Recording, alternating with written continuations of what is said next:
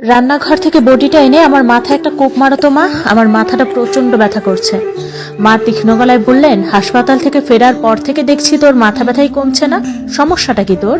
আমি কাঁদতে কাঁদতে মাকে বললাম, সহ্য হচ্ছে না মা, শরীরে কেমন মুসলমান মুসলমান গন্ধ।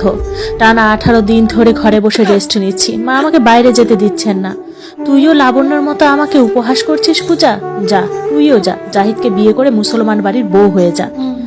আমি তখন মাকে বললাম, বাবা নারায়ণ ঠাকুরের রক্ত আমার শরীরে বইছে মা, চন্দন কাঠ দিয়ে পোড়ানোর আগ পর্যন্ত এই পূজা ধর্ম ছাড়বেন না।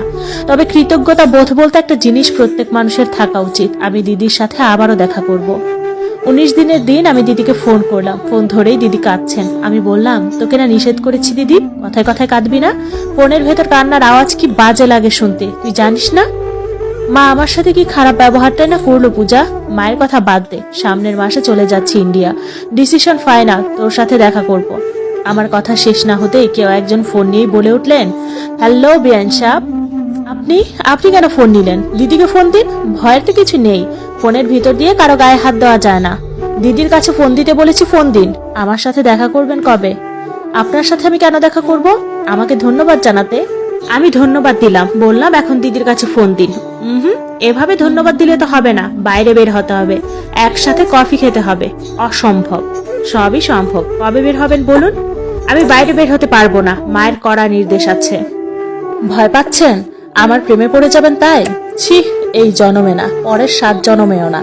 তাহলে 1 কাপ কফি খেতে সমস্যা কোথায়? আমি কিছুক্ষণ চুপ থেকে বললাম, পরশু বিকাল 5টায় নিউ মার্কেটের সামনে থাকবেন, তবে মনে রাখবেন এটাই প্রথম এবং এটাই শেষ দেখা। মাদের সবকিছু বলতে হয় না, তারা কেন জানি এমনিতেই বোঝা যায়। বাসা থেকে বের হওয়ার সময় একবারও মা জানতে চাইলেন না আমি কোথায় যাচ্ছি, শুধু আমার হাতটি ধরে বললেন, এই দুনিয়ায় তুই ছাড়া এখন আমার কেউ নেই পূজা। ইন্ডিয়া যাওয়ার আগে এই 1 মাস তোর যা ইচ্ছে কর, যেতে ইচ্ছে যা, কিন্তু লাবণ্যর মতো কখনো আমাকে কষ্ট দিস না। আমি মায়ের চোখ মুছে দিয়ে বললাম, কাঁদবে না মা, এই তোমাকে ছুঁয়ে কথা দিলাম, এমন কিছু করব না যাতে তুমি আমার জন্য 1 ফোঁটা চোখের জল ফেলো। রেস্টুরেন্টের হালকা আলোতে বসে 15 মিনিট অপেক্ষার পর জাহিদের আগমন ঘটলো। সেদিনের একসাথে কফি খাওয়ার পর আমি আমার কথা রাখিনি, জাহিদের সাথে আবার এবং আবার দেখা করলাম, কথা বললাম, বাইরে ঘুরে বেড়ালাম, বেশ কয়েকবার দিদি আর মিশুকে নিয়েও বের হলাম। জাহিদ আমাকে ফোন দিত সকালে, দুপুরে কিংবা রাতে। ভোর রাতে হঠাৎ করে ফোন দিয়েই বলতো, হ্যালো পূজা দেবী। কেন জানি না জাহিদের মুখে বিয়ান সাহেব কিংবা পূজা দেবীর নাম শুনতে আমার খারাপ লাগতো না।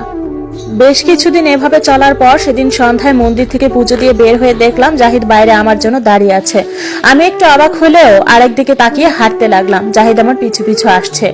আমি হাঁটতে হাঁটতে বললাম, আপনার সমস্যা কি বলুন তো, মন্দিরের সামনে দাঁড়িয়ে কেন আছেন? আপনার জন্য অপেক্ষা করছিলাম। কেন, সন্ধ্যায় নামাজ পড়েননি? হ্যাঁ পড়ছি তো, এই যে দেখুন পকেটে টুপি। জাহিদ পকেট থেকে টুপি বের করে মাথায় দিল। এবার আমি দাঁড়িয়ে রাগান্বিত ভাবে বললাম, নামাজ পড়ে আবার মন্দিরের সামনে এসে একটা হিন্দু মেয়ের জন্য দাঁড়িয়ে আছেন? বাহ, পাপ হবে না আপনার? জাহিদ বেশ কোমল গলায় বলল, ভালোবেসে অপেক্ষা করছিলাম পূজা দেবী, পাপ হবে না। আমি ঠিক এমন কথা শোনার জন্য প্রস্তুত ছিলাম না। আমার মনের ভেতরটা কেমন করে উঠলো। এই অল্প সময়ে এই বজ্জাত চরিত্রহীন ছেলেটা আমার মনের অনেকটা জায়গা দখল করে ফেলে, কিন্তু তার জন্য ভালোবাসা নামক শব্দটা যেন উচ্চারণ করাও পাপ, অথবা আমার জন্য নরক। বছরের পর বছর মানুষের পাশে থাকলেও নাকি তাকে চেনা যায় না, সেটা আমি মানি। তবে জাহিদের মধ্যে যে মনুষ্যত্ব বোধ অনেক বেশি, তা আমি এই কিছুদিনে বুঝেছি।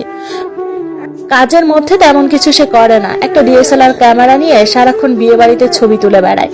যাই হোক, জাহিদের সাথে অনেক ঘোরাঘুরি করেছি, অনেক জায়গায় আমাকে নিয়ে গেছে, আমার অনেক ছবি তুলে দিয়েছে। নিষেধ করিনি কোনো কিছুতেই আমি। কটা দিন পর তো মায়ের সাথে চলেই যাচ্ছি, চুপচাপ দেখি না হয় এই পাগলের পাগলামি। জাহিদের পাগলামি যে ভালোবাসি নামক শব্দ এসে থামবে কোনোদিন কল্পনাও করিনি। বাসা থেকে বের হওয়া বন্ধ করে দিলাম, ফোন, ফেসবুক, হোয়াটসঅ্যাপ সব ডিঅ্যাক্টিভেট করে দিলাম। কাজ হয়নি। জাহিদের মতো ছেলেরা প্রেমে পড়লে অনেক কিছু করতে পারে। বাসার সামনে রাতভর কুকুরের ঘেউ ঘেউ শব্দে বুঝেছি এখানে এসেও শুরু করেছে।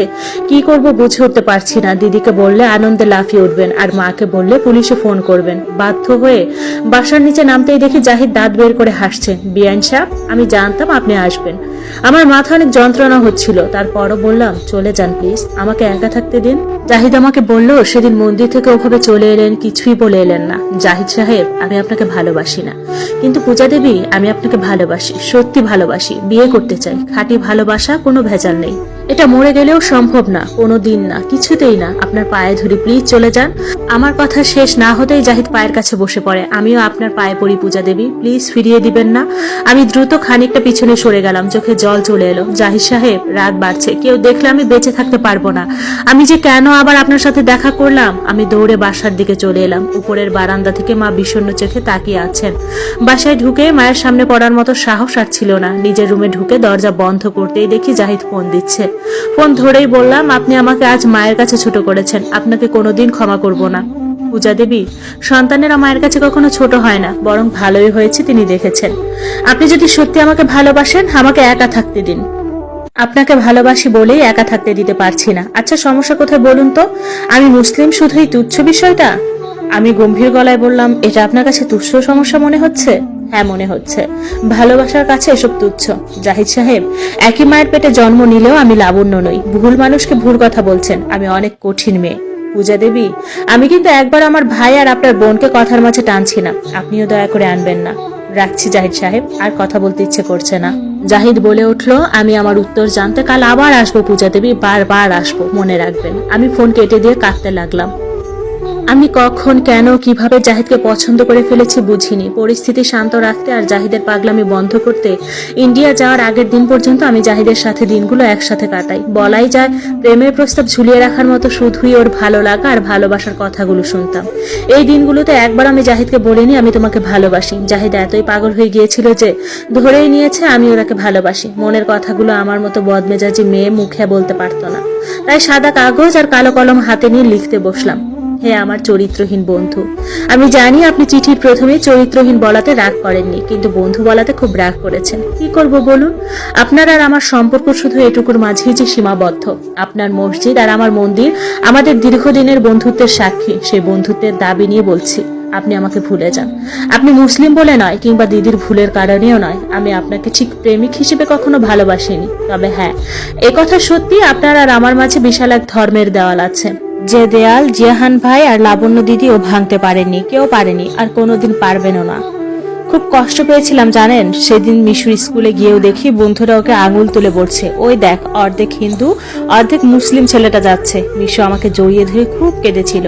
আপনি কি চান সেরকম নতুন মিশুর আবারও জন্ম হোক? আমি জানি এই কথা আমি আপনার সামনে বললে আপনি কোনো না কোনো যুক্তি দাঁড় করাতেন, কিন্তু বাস্তবতা খুব কঠিন আর যন্ত্রণাদায়ক। জাহিদ সাহেব, আমাকে আপনি ক্ষমা করে দিবেন। আমি আপনার সাথে কখনো সুখী হতে পারতাম না, দিদিও পারেনি জিহান ভাইয়ের সাথে সুখী হতে। কিন্তু আমি চাই আপনি একজন মুসলিম মেয়েকে বিয়ে করে সুখী হন। ভাববেন না, আমিও মায়ের পছন্দ মতো কাউকে না কাউকে বিয়ে করে নেব। তবে আমি আর দেশে ফিরতে চাই না। আপনাকে ইন্ডিয়া আসার কথা যখনই বলেছি দেখেছি আপনার চোখের জল, তাই কোনোদিন আপনার সামনে আর পড়তে চাই না। যদি এই জল আমাকে দুর্বল করে দেয়। সব কথার শেষ কথা, আমার গায়ে হাত দেওয়ার জন্য আপনাকে ক্ষমা করে দিলাম। আপনি আমার জন্য দুফোঁটা জল ফেলেছেন। আমি আপনার কথা দূর থেকে মনে করে সারা জীবন চোখের জল ফেলবো। ইতি, পূজা দেবী। দিদির সাথে দেখা করতে গিয়ে দেখি দিদি আগে থেকে কাঁদতে কাঁদতে চোখ লাল করে ফেলেছেন। আমি চোখ মুছে দিতে দিতে বললাম, এত কিভাবে কাঁদিস তুই দিদি? যারা ভালোবাসতে জানে তারা কাঁদতেও জানে। মায়া তো পাষাণ কি করে হলো? একবারও দেখা করতে এলো না। আগে এমন ছিলেন না, বাবার মৃত্যুর পর হয়ে গেছে। তুই যেমন স্বামীর জন্য ঘর ছেড়েছিস, সেও তেমনি স্বামী হারিয়েছে। জাহিদের সাথে দেখা করে যাবি না? ওই সে বিয়ে বাড়ির ফটোশুটের কাজে গেছে। তুই বললি বিকেলে আসবি, সকাল সকাল আসলি যে। থাক, তোর আর মিশুর সাথে তো দেখা হয়েছে। মিশুকে কাছে টেনে আদর করে চিঠিটা ওর কাছে দিয়ে বললাম, এটা চাচ্চু আসলে দিবি, আর স্কুলের পচা বন্ধুদের সাথে একদম মিশবি না। মাসি ফোন করে মাঝে মধ্যে খোঁজ নেবে, কেমন? মিশু হুঁ বলে মাথা নাড়লো। আমি মাকে দেওয়া কথা রেখেছি, তাই আমার স্বাভাবিক আচরণে মা খুব খুশি ছিলেন। বিমানে পা দেওয়ার আগে বুকের বাম দিকটা ব্যথা করছে, চারদিক ঝাপসা লাগছে। আমার আগের মতো জ্বর বোধ হয় আবার আসছে। এই গল্প এখানেই শেষ। জাহিদ চিঠি পেয়েছিল কিনা পূজা জানতে পারেনি, কারণ পূজা কখনো আর যোগাযোগ করেনি, এমনকি তার বোনের সাথেও না। তবে জাহিদ পূজাকে খুঁজতে ইন্ডিয়া গিয়েছিল, এবং 3 বছর পর দুর্গাপূজায় কলকাতায় তার সাথে দেখা হয়েছিল। তখন পূজার হাতে শাখা এবং কপালে সিঁদুর।